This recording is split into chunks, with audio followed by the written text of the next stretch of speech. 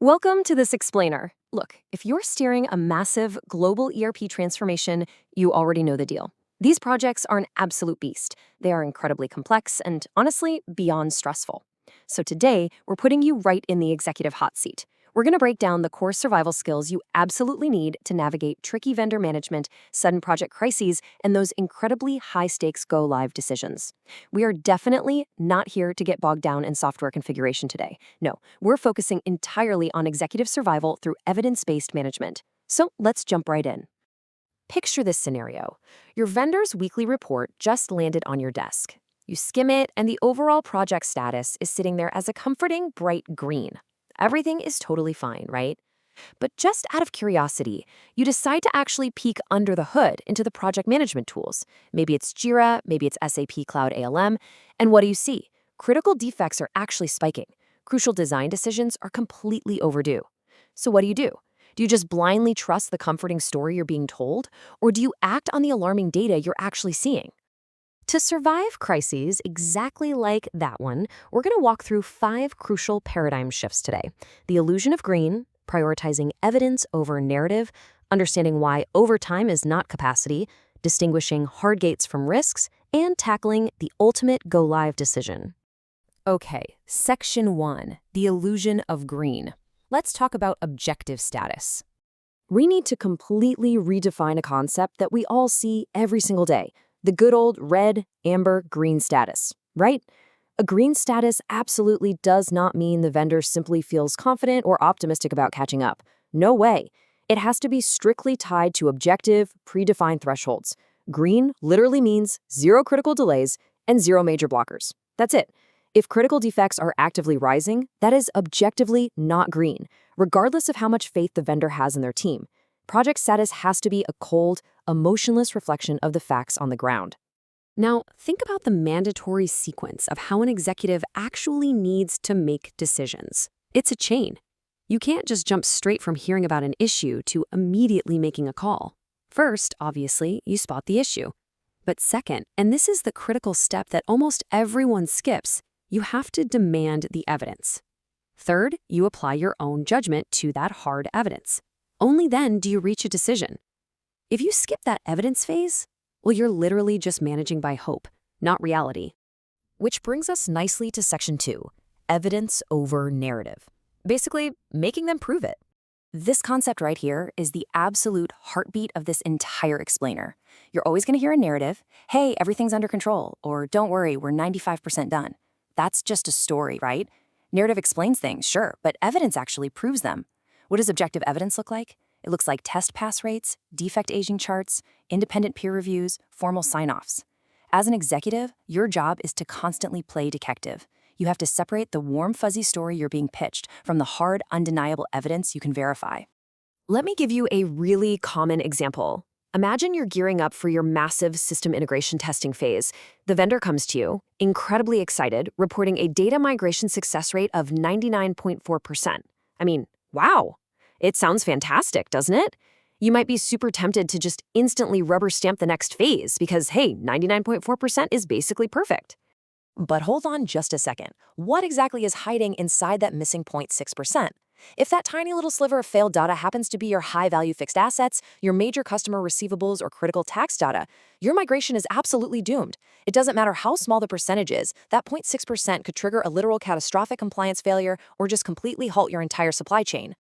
So the takeaway here is understanding the massive difference between completion and correctness. That 99.4%, that's just a measure of completion. It only tells you how many records were shoved into the system. It tells you literally nothing about business correctness. Are the actual financial balances reconciling? Can your business actually operate tomorrow with this data? Never, ever accept a high completion percentage as a substitute for verified, correct business evidence. All right, moving to Section 3. Overtime is not capacity. We need to talk about the human element and the genuine risks of fatigue. If you've been in IT leadership for any amount of time, I can almost guarantee you've heard this exact line: we will recover everything over the weekend. It is the classic go-to vendor response anytime a build gets delayed or a major test fails. And look, the dedication sounds awesome, but accepting this as a valid, concrete project plan, that is incredibly dangerous. You cannot just accept heroic effort as a strategy. You need actual evidence that this recovery plan is even physically sustainable. Before you ever approve a massive weekend of overtime, start asking questions. How many actual hours have these developers already been working this week? Do we have critical skill backups ready to go if these guys just completely burn out? Who is doing the independent peer review, or are we just letting exhausted coders check their own work? And the biggest question, are they actually going to be able to function when Monday morning rolls around? We kind of fall into this trap of believing that throwing weekend overtime at a problem magically creates additional capacity. It just doesn't. What it actually does is introduce a massive decision quality risk. Think about it. Exhausted people miss obvious defects. They make terrible configuration choices. They accidentally skip vital security checks. A weekend recovery plan that relies on completely burning out your most important experts isn't a recovery plan. It's really just borrowing at disaster from next week. Let's move to Section 4, Hard Gates versus Risks. This is all about separating true blockers from manageable issues. Whenever you approach a major project milestone, you're obviously going to have some unresolved issues. It happens every time. The secret to surviving is how strictly you categorize them. A hard gate is an absolute, non-negotiable blocker. Think of an unexplained critical financial variance or failing a mandatory regulatory requirement. You simply do not pass a hard gate. Now, a residual risk is totally different. That's an issue where you actually understand the impact and you have a documented, fully tested workaround in place. You can manage a residual risk, but whatever you do, do not let a vendor conveniently relabel a critical blocker as a residual risk just to keep the timeline moving. To manage this, you need an escalation ladder. This is what strict, emotionless governance actually looks like in practice.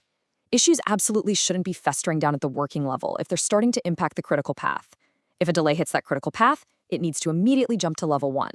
If it hits a go-live gate, boom, straight to the steering committee at level 3. Remember, escalation is not a punishment. It's an incredibly vital flow of information. You want the bad news to travel to you fast. Now, here's a point about governance that might feel a bit counterintuitive. Internal vendor disagreement is actually a goldmine for you. Sometimes their solution architect is demanding one thing, but their project manager is pushing for something entirely different. Please do not force them into a room to come back with a single unified vendor voice. That fake, artificial consensus just buries the truth. Their disagreement is amazing because it reveals hidden technical risks, exposes differing assumptions, and flags major maintainability issues down the road. As an executive, you want to hear that messy dissent so you can make the final, informed call yourself. And finally, Section 5, the ultimate go-live decision. This is it, the ultimate test of everything we've talked about. Okay, put yourself in this situation. It is go-live weekend. It's 1:30 in the morning. Suddenly, a massive, critical payment interface completely fails. The vendor team, who by the way has been awake for 18 hours straight, looks at you and says, "Everything is under control. We can fix the failed interface within 4 hours." The pressure is immense. Do you push forward on blind faith, or do you pull the plug? Here is the crucial takeaway. You do not make a high-stakes call like that based on emotion or based on an exhausted vendor's extreme optimism at 2 a.m. You make it based on objective, predefined rollback thresholds that you agreed on weeks ago. If data integrity is unconfirmed, if there's any safety or regulatory impact, if inventory is suddenly massively inconsistent, or if you're about to blow past your strict business continuity limits, you execute the rollback. End of story. You follow the thresholds, not the hope. And as you're sitting around that final go-no-go boardroom table, remember our lesson on disagreement. The vendor's project manager might be pushing super hard for a go, just so they can hit a commercial milestone and get paid.